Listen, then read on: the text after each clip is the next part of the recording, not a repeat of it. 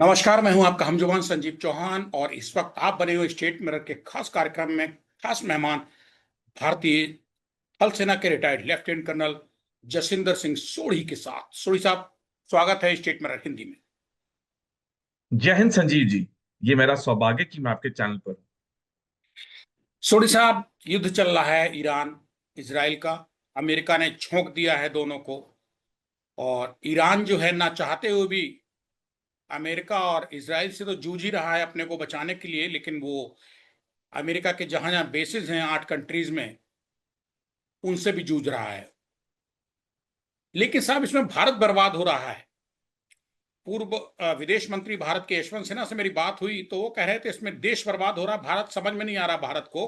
भारत की जो विदेश नीति है वो जमीन पे पड़ी हुई है, गिरवी रख दी गई है, उन्होंने ये कहा है। और इसको लेके आज लोकसभा संसद में भी बवाल हुआ है कि आखिर भारत की विदेश नीति कहाँ है, हम कहाँ खड़े हैं, खामोश क्यों हैं। जिसको हम तटस्थ कह रहे हैं, ये तटस्थता नहीं है।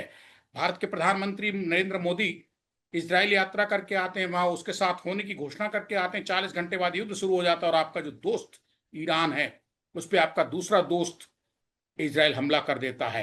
इन सबको लेके अगर भारत के पूर्व विदेश मंत्री कहते हैं कि गिरवी रख दी गई है देश की विदेश नीति, कूटनीति और अंतर्राष्ट्रीय संबंधों को लेके, गुट निरपेक्षता वाली जो बात थी वो सब तहस नहस हो गई है। भारत लड़ नहीं रहा जंग, लेकिन भारत पे असर पड़ रहा है। संजीव जी, देखिए, 1947 से लेकर आज तक भारत की विदेश नीति बिल्कुल साफ रही है कि हम निरपक्ष हैं, हम नॉन अलाइंड हैं, हम किसी भी पक्ष के साथ नहीं हैं। इस ईरान इजराइल अमेरिका के जंग में भी भारत ने यही कहा कि जो भी ये मसले हैं ये डायलॉग और डिप्लोमेसी के थ्रू सुलझाने चाहिए। लेकिन इस जंग में दो जो बातें हुई हैं अनोखी। एक, जब ईरान के सुप्रीम लीडर की मौत हुई तो हमारे यहाँ से कोई बयान नहीं आया, और बड़े दिनों बाद फिर हमारे विदेश सचिव ने जाके वहां पे ईरान के दूतावास में कंडोलेंस बुक साइन की। दूसरा, जब अमेरिका ने ईरान के एक युद्धपोत को डुबो दिया जिसपे 85 से ज्यादा ईरानी नौसैनिक मारे गए, और ये वही युद्धपोत था जो 10 दिन के लिए भारत का मेहमान होके भारत के नौसेना युद्ध अभ्यास के लिए विशाखापट्टनम आया था, तो हमारी भी कुछ दिनों तक प्रतिक्रिया नहीं आई।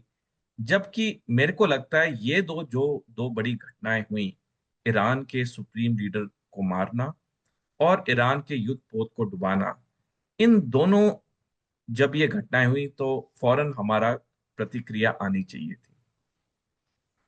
इससे क्या हुआ कि जब ये दो बड़ी चीजें हुई, जब दुनिया में हाहाकार मचा और हमारी जो चुप्पी काफी दिन तक हुई, तो इसे अलग अलग लोगों ने अलग अलग मायने से समझा है।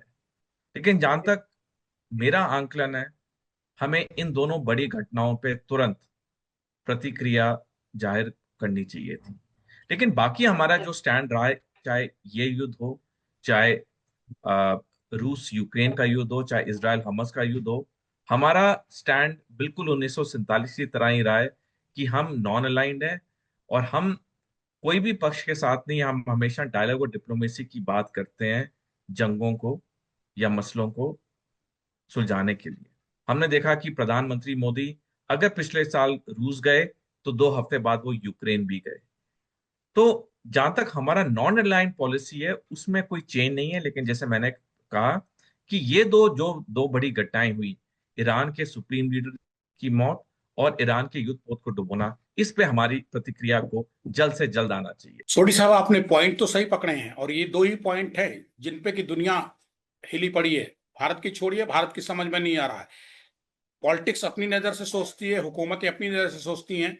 मैं एक जर्नलिस्ट हूं, अपनी नजर से सोच रहा हूं, और आप एक भारत के फौज के रिटायर्ड लेफ्टिनेंट कर्नल हैं, आप उस नजर से देख रहे हैं। जिसकी जैसी जो नजर वो वैसे सोच रहा है। लेकिन ओवरऑल अगर सब लोग सोचें तो हर कोई ये कह रहा है कि आखिर हिंदुस्तान की हुकूमत ईरान की युद्धपोत को, जो हमारे मेहमान थे, समंदर में डुबो देने के बाद भी खामोश रहा। और उसके बाद ईरान के सुप्रीम लीडर, भले ही वो नॉन आर्मियन थे, नॉन मिलिट्री थे, सिविलियन थे, तो उनका कत्ल कर दिया जाना खामेनेई का, दोनों पे खामोशी। भारत के लिए खतरनाक है। सवाल ये है कि सर, हम रिश्ते बनाने के लिए आगे बढ़ रहे हैं या बने हुए रिश्तों को जमींदोज करने की प्रक्रिया में हम आगे बढ़ रहे हैं? हो क्या रहा है और क्यों हो रहा है? देखिए संजीव जी, ये जो पिछले, अगर हम एक साल का समय लें, जब से राष्ट्रपति ट्रंप दूसरी बारी उन्होंने शपथ ग्रहण किया अमेरिका के राष्ट्रपति के ओहदे पे, पिछले एक साल 2 महीने से दुनिया में पूरी उथल पुथल है।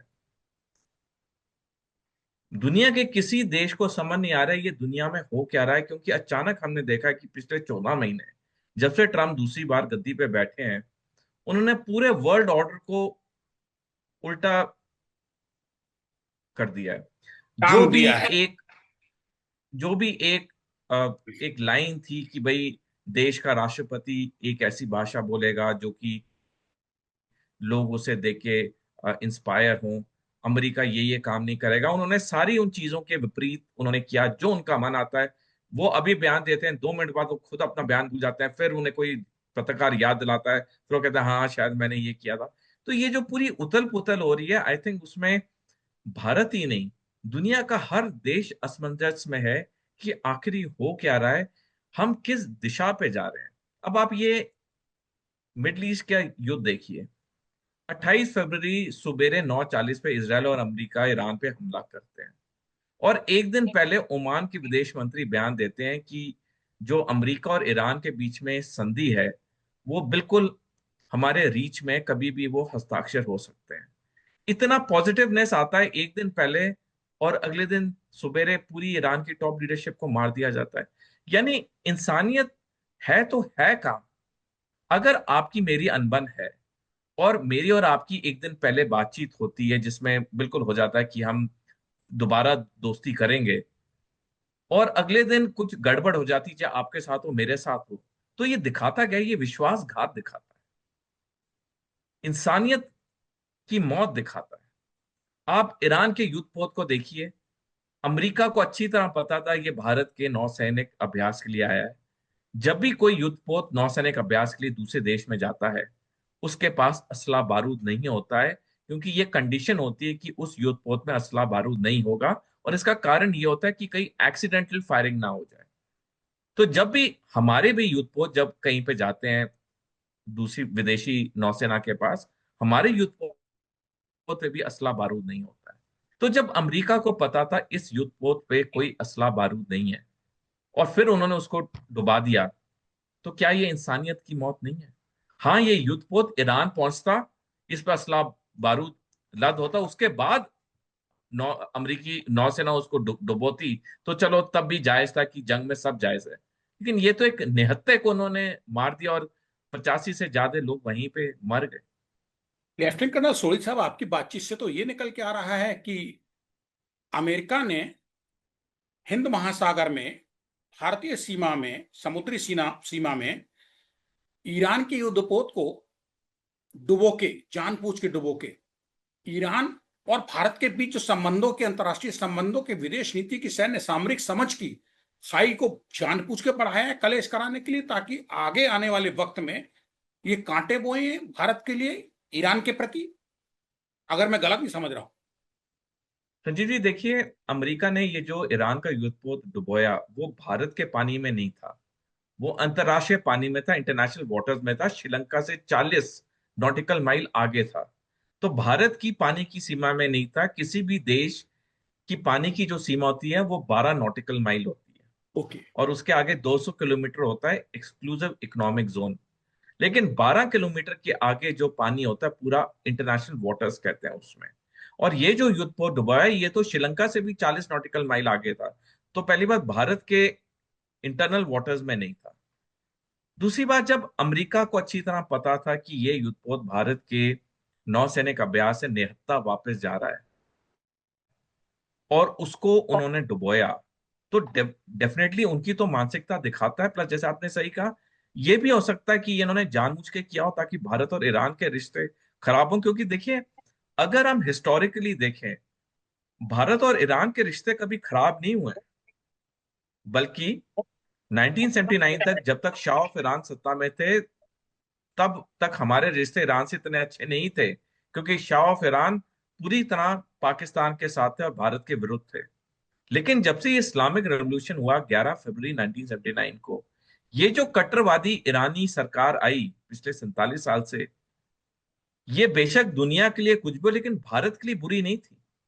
इसने भारत के खिलाफ कोई गलत टिप्पणी नहीं की, बल्कि ये कट्टरवादी सरकार भारत के साथ अच्छे रिश्ते चाहती थी, तभी चाबहार पोर्ट की उन्होंने अनुमति दी। और चाबहार पोर्ट हम जानते हैं कितना महत्वपूर्ण था इंटरनेशनल साउथ ट्रांसपोर्ट कॉरिडोर के लिए, जिसमें भारत की अहम भूमिका थी। तो ये जो हमारे रिश्ते ईरान की सरकार से के साथ थे 1979 के बाद, डेफिनेटली अमेरिका, देखिए अमेरिका भी एक व्यापारी देश है, वो भी हर कदम 10 साल आगे की सोचता है। तो कुछ ना कुछ तो उसने सोचा होगा। एक तो नौसैनिकों को मारना, वो तो उनका मेन लक्ष्य था। साथ में ये भी हो सकता है कि भारत और ईरान के जो इतने दशकों से अच्छे रिश्ते रहे हैं, शायद उसमें खटास लाना। देखिए अभी तो ईरान ने कोई ऐसी प्रतिक्रिया नहीं दिखा जताई है, बस उनके विदेश मंत्री ने कहा कि ये जो युद्ध को डुबाया गया, ये भारत का मेहमान था। लेकिन जब ये युद्ध खत्म होगा और ईरानी सरकार जब पूरे सिचुएशन का मुआयना लेगी, तब असल में पता चलेगा कि ईरानी सरकार क्या सोचती है जो ये सारी हरकतें हुई। सोडी साहब, आप फौजी हैं, जियो पॉलिटिक्स के मास्टर हैं, विदेश नीति आप समझते हैं एक पूर्व फौजी होने के नाते। इजराइल में भारत के प्रधानमंत्री की मौजूदगी, वहां खुले प्लेटफॉर्म पे, अंतर्राष्ट्रीय प्लेटफॉर्म पे इजरायली संसद में ये कहलवाना भारत के प्रधानमंत्री से कि भारत आपके साथ है, उसके 40 घंटे बाद ईरान को घेर लेना अमेरिका और इजराइल द्वारा, जो जंग अभी तक चल रही है। एक दूसरे, भले ही भारत की सीमा में, जल सीमा में ना सही, लेकिन हिंद महासागर कहला रहा है, या जो भी इंटरनेशनल जल बॉर्डर है, पानी का बॉर्डर है, या उसके अंदर थे, वो किसी देश की सीमा में नहीं थे, समुद्री सीमा में थे, जो एक अंतर्राष्ट्रीय जल सीमा थी, एरिया था उसका। उसमें ईरान के उस युद्धपोत को जबरदस्ती घेर के मार देना, निहत्थे युद्धपोत को, जिसपे कोई हथियार नहीं था, जो कि भारत से ट्रेनिंग लेके, ट्रेनिंग में शामिल होके जा रहा था वापस। ये चीज अमेरिका को पता थी। दो पॉइंट है मेरे। एक, मोदी जी का वहां होना, उसके तुरंत बाद 40 घंटे बाद ईरान पे हमला, और दूसरे, ईरानी युद्धपोत को एक अंतर्राष्ट्रीय जल सीमा में, जो कि भारत से वापस लौट रहा था। तो ये धोखे में तो नहीं हुई हैं दोनों चीजें। अब भारत ये सोच रहा है कि हम खामोश रह के आगे बढ़ जाएंगे। क्या भारत की रणनीति आपको ठीक लगती है? खामोशी ऐसा तो नहीं भारत के लिए आने वाले समय पे वैश्विक रूप से, अंतर्राष्ट्रीय संबंधों के रूप में, गुटनिरपेक्षता के नजरिए से बहुत घातक और खतरनाक हो जाए ये खामोशी। संजीव जी, देखिए प्रधानमंत्री नरेंद्र मोदी का इसराइल जाना और 40 घंटे बाद इसराइल का हमला करना, इसमें कोई कनेक्शन नहीं है। क्योंकि ये जो प्लान्स थे, ये जैसे इसराइल के रक्षा मंत्री ने बयान दिया, ये प्लान्स बहुत हफ्ते पहले बन गए थे। और जब ऐसे प्लान्स बनते हैं, किसी तीसरे आदमी को इन प्लान्स की जानकारी नहीं दी जाती है। तो डेफिनेटली अगर इसराइल ने, अगर हम सोच भी लें कि चलो एक सेकंड के लिए इसराइल ने हमें बताया पहले, तो हम वहां नहीं जाते। तो इसराइल ने पहली बात तो भारत को नहीं बताया, उसने ये चीज छुपा के रखी।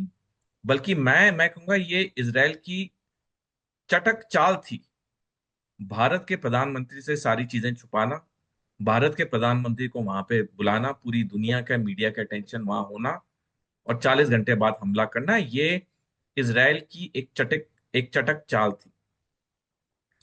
अब जहां तक बात है युद्धपोत की और हमारी चुप्पी की, संजीव जी देखिए, अगर हम एस्पायर कर रहे हैं विश्व गुरु बनने के लिए, एक महाशक्ति बनने के लिए, तो हमें कई चीजों पे चुप्पी नहीं रखनी होगी। क्योंकि जब भी कोई बाहुबली या जब भी कोई बड़ा आदमी अपनी सफलता की सीढ़ियों पे चढ़ता है, तो आम लोग उसे अपेक्षा करते हैं कि जब कोई चीज अच्छी हो या बुरी हो, उस पर कोई टिप्पणी दे, कोई बयान दे, क्योंकि उससे आम आदमी उसके साथ कनेक्ट होता है। इसी प्रकार आज जब भारत तरक्की की राह पर है और ये दो खौफनाक हरकतें हो जानी, चाहे ईरान की टॉप लीडरशिप की मौत या युद्ध पोत को डूबना, इस पे हमें तुरंत प्रतिक्रिया देनी चाहिए थी। क्योंकि युद्ध, मान लिया युद्ध कोई किसी से पूछ के नहीं करता है, लेकिन जब ये दो तीन चीजें ऐसी हुई, और तीसरा जो ईरान के एक स्कूल पे जानबूझ के हमला किया गया जिसमें 100 से ज्यादा बच्चियां मारी गई, ये तीन जो बातें हुई, इस पे हमारी तुरंत प्रतिक्रिया आनी चाहिए थी। क्योंकि पूरी दुनिया देख रही है कि ये जो चीजें हो रही हैं ये बिल्कुल गलत हो रही हैं, और कई बड़े बड़े देशों ने इस पर प्रतिक्रिया दी। हमें भी इन तीन चीजों पे खास करके प्रतिक्रिया देनी चाहिए।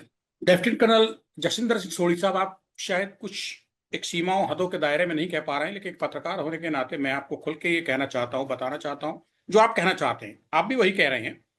मैं खुल के ये कहना चाहता हूं कि इतनी जगह जाने अनजाने भारत गलतियां कर चुका है इस जंग के दौरान कि इनका खामियाजा आज नहीं तो कल तो भुगतना पड़ेगा। भारत भी अगर ईरान की जगह खड़ा होता तो फिर भारत भी वही सोचता जो ईरान सोचेगा भारत के बारे में। आज वो खुद जूझ रहा है, इसलिए उसके पास वक्त नहीं है। पहले वो दुश्मनों से निपटे, उसके बाद भारत से संबंधों के बारे में सोचेगा। लेकिन ये तय है कि अमेरिका घात जो है उसकी चतुर चाल में इसराइल के जरिए भारत तो फंस चुका है विदेश नीति और अंतर्राष्ट्रीय सामरिक नीति के संबंधों के स्तर पर। यह तय है। युद्धपोत वाली घटनाएं घुमा फिरा के सब वहीं आ रही हैं कि भारत सोच रहा था हम खामोश रह के, तटस्थ रह के अपने को बचा जाएंगे, लेकिन ये मुश्किल होगा तब जब ईरान इन झंझटों से, जिनमें भी खुद फंसा है जंग में, इससे बाहर निकल के आएगा, तब सोचेगा। ठीक है। अब सवाल सर ये पैदा होता है कि खामेनेई का अंत, अयातुल्ला अली खामेनेई जो सुप्रीम लीडर थे और नॉन मिलिट्रियन थे, नॉन आर्मी थे, वो सिविलियन थे, जबकि जंग में सब जायज बेशक होता है, लेकिन तब जब जरूरत हो। आपने एक सिविलियंस को मार दिया, आपका टारगेट था वो। आपने बच्चियों के स्कूल पे हमला किया, 100 से ज्यादा बच्चियां मार दी, जिनका कि युद्ध और जंग से कोई लेना देना नहीं था। और अंतर्राष्ट्रीय युद्ध के जो रूल्स रेगुलेशंस, पैमाने हैं, वो भी ये कहते हैं कि सिविलियंस को जहां तक है जंग में ना झोंका जाए। अमेरिका घाघ है, मक्कार है, इसराइल उसके इशारों पे नाचता है। क्यों नाचता है, क्या है, हमारी हुकूमत क्यों खामोश है, ये सर समय पे छोड़ देते हैं। इन सब सवालों के जवाब मिलते रहेंगे हमें और आपको। खामेने यानी कि बड़े सुप्रीम जो लीडर थे उसके जो मारे जा चुके हैं 28 फरवरी 2026 को सुबह 8, साढ़े 8, 9 बजे के बीच अपनी ही सरजमी पे, अपनी ही मांड में। अब उनके छोटे बेटे को चार्ज दिया जा रहा है, वो अब सुप्रीम कमांडर बन रहे हैं, बना दिए गए ईरान के। क्या सर अंतर्राष्ट्रीय संबंधों की उनको इतनी समझ है? जो उनको पुश्तैनी दादलाई चीजें मिली हैं, वो उनको जंग मिली है, जायदाद में, संपत्ति में उनको पुश्तैनी जंग मिली है। जब उनका देश 10 देशों से अकेला ईरान जूझ रहा है, 8 वो देश, 7-8 कंट्री जिनमें अमेरिकन बेसिस हैं, और एक इजराइल अमेरिका से। कहां सर खड़ा होगा ईरान, अपने को बचा पाएगा? आपको क्या लगता है एक फौजी होने के नाते? संजीव जी, 11 फरवरी 1979 को जब ईरान में इस्लामिक रेवोल्यूशन हुआ था और ये कट्टरवादी सत्ता में आए, उन्हें उसी दिन पता था एक दिन जरूर आएगा जब अमेरिका और इसराइल मिलकर उन पे युद्ध छेड़ेंगे। तो पिछले 47 साल में ईरान ने इस दिन के लिए बहुत अच्छी तरह तैयारी की, और तीन बड़ी बातें जो ईरान ने की जो मैं दर्शकों को बताना चाहूंगा। पिछले 47 सालों में ईरान ने पहली चीज क्या की, उन्होंने ऐसी अपनी मिलिट्री स्ट्रेटेजी बनाई कि जब ऐसा युद्ध होगा तो शुरू के कुछ दिनों में वो सस्ते ड्रोन या सस्ती मिसाइलें या पुरानी टेक्नोलॉजी की मिसाइलें दागेंगे इसराइल पे और अमेरिकी सैनिक अड्डों पे, जिससे कि जो अमेरिका और इसराइल का एयर डिफेंस सिस्टम है वो आस्ता आस्ता कमजोर होने लग जाए, और उसके बाद फिर वो अपनी लेटेस्ट टेक्नोलॉजी वाली मिसाइल्स का इस्तेमाल करेंगे, जो कि इन्होंने पिछले साल भी 12 दिन के युद्ध में सफल तरीके से किया, और इस बार भी इन्होंने ये किया। दूसरी चीज उन्होंने 47 सालों में की, ईरान को पता था कि उनके पास वायुसेना नाम की है, नौसेना बिल्कुल छोटी सी है, लेकिन ईरान ने पूरी अपनी ताकत हाइपरसोनिक मिसाइल टेक्नोलॉजी ड्रोन्स में की, और आज की तारीख में ईरान के पास दुनिया के सबसे अच्छी हाइपरसोनिक मिसाइल सिस्टम है और ड्रोन्स है। और ये जो सारा ये सामग्री जो बनती है, ईरान ने उसे पहाड़ियों के नीचे रखा ताकि अमेरिका कोशिश भी करे उसे बर्बाद नहीं कर सकता। तीसरा, ईरान ने क्या किया 47 सालों में, जो आईआरजीसी है ईरान की सेना है, उसे 31 छोटी इकाइयों में बांट दिया। एक इकाई तेहरान के लिए, बाकी 30 यूनिट्स ईरान के हर 30 सूबे के लिए एक एक। इन 31 इकाइयों का एक एक कमांडर है, जिसे आदेश है कि जब युद्ध होगा वो तेहरान की तरफ आदेश के लिए नहीं देखेंगे, वो अपने आप पूरी कार्रवाई करेंगे। तभी जब 28 फरवरी सवेरे 9:40 पे ईरान की टॉप लीडरशिप को अमेरिका इसराइल ने मार दिया, 1 घंटे के बाद ईरान ने जो पलटवार किया, अब तक वो थम नहीं रहा है। पिछले साल के 12 दिन के युद्ध में ईरान ने यही 3 स्ट्रैटेजी इस्तेमाल करके इसराइल की राजधानी टेल एविव को 1/3 बर्बाद कर दिया था। ये वेस्टर्न मीडिया ने दिखाया नहीं, लेकिन हकीकत यही है, टेल एविव 1/3 बर्बाद हो गई थी। नेतन्याहू को भाग के ट्रंप के पास जाना पड़ा था। जहां तक आपका प्रश्न है, ईरान आर्थिक और सैनिक तौर पे बेशक अमेरिका और इसराइल की तरह एडवांस नहीं है, लेकिन हमें यह नहीं भूलना चाहिए कि वो 5,000 साल पुरानी पर्शियन सभ्यता का देश है, जिसमें राष्ट्रवाद कूट कूट के भरा है। उनके लोगों में कोई भी मतभेद हो, लेकिन जब भारी चुनौती आती है सारे इकट्ठे हो जाते हैं। आप भारत का एग्जाम्पल लीजिए, खुदा ना खास्ता कभी हम पे युद्ध होता है तो भारत के सारे 146 करोड़ नागरिक इकट्ठे होंगे, उनके राजनीतिक या धार्मिक मतभेद कुछ भी हो। इसका नमूना हमें पिछले साल ऑपरेशन सिंदूर में मिला, जब पूरे 146 करोड़ भारतीय नागरिक इकट्ठे एकजुट खड़े हो गए थे। तो यही गलती ईरान पर अमेरिका और इसराइल ने की, और ईरान इस युद्ध को बंद करेगा नहीं। ईरान के विदेश मंत्री ने साफ कह दिया है, जिसने ये युद्ध शुरू किया उन्हीं को ये पहल करनी होगी युद्ध खत्म करने के लिए। थोड़ी साहब, मान लीजिए कि पहल अमेरिका और इसराइल की तरफ से होती है इस जंग को खत्म करने की या विराम देने की, ऐसी स्थिति में ईरान क्या बहुत आसानी से मान जाएगा? और क्या ये युद्ध भारत को ही खतरनाक साबित होगा आने वाले वक्त में, या अमेरिका को भी रुलाएगा? ये इसराइल की छोड़ दीजिए, मैं चर्चा नहीं कर रहा, इसराइल का काम लड़ाई लड़ते रहना है जिंदगी भर। देखिए संजीव जी, जो आपके प्रश्न का पहला भाग है, अगर अमेरिका इसराइल पहल करते हैं, ईरान भी युद्ध खत्म करने के लिए तैयार होगा। पिछले साल भी यही हुआ। जैसे अमेरिका इसराइल ने पहल की, ईरान भी मान गया, क्योंकि ईरान को भी पता है कि ज्यादा लंबा जंग खींच के उसको भी कोई फायदा नहीं है, लेकिन अगर उसने लड़ना है तो लड़ने के लिए पूरी तरह तैयार है। जहां तक भारत की बात है, भारत पे तो असर ऑलरेडी आने लग गया है। परसों ही जो एलपीजी सिलेंडर के भाव 60 रुपए बढ़ गए हैं, और कमर्शियल सिलेंडर के भाव 114 रुपए बढ़ गए हैं। जिस तरह से तेल 115 $120 प्रति बैरल की तरफ दौड़ रहा है, अब तक तो भारत में पेट्रोल डीजल के कीमतों पे इजाफा नहीं हुआ है, लेकिन कितनी देर तक हम उसे रोक पाएंगे, ये भी एक प्रश्न है। क्योंकि जैसे जैसे महंगाई बढ़ेगी दुनिया में, हमारे पास कोई चारा नहीं होगा। हमें भी एक बार हमने तेल की कीमतें बढ़ाई, हर चीज, अंडा, ब्रेड, दूध, सब कुछ महंगा हो जाएगा। तो भारत पे तो क्या पूरी दुनिया पे प्रभाव पड़ना शुरू हो गया है। तभी सारे जो बड़े लोग हैं, जो देश हैं, कह रहे हैं इस युद्ध को जल्दी खत्म करो, अन्यथा इतनी दिक्कतें आ जाएंगी पूरी दुनिया के लिए कि उसमें से निकलना बहुत मुश्किल हो जाएगा। हम पूर्ण रूप से रिसेशन में घुस जाएंगे अगर ये जंग जल्दी खत्म नहीं हुई। जहां तक अमेरिका की बात है, देखिए डोनाल्ड ट्रंप ने एक बहुत बड़ा एक गलत खेल खेला है ईरान के ऊपर ऐसा हमला करके।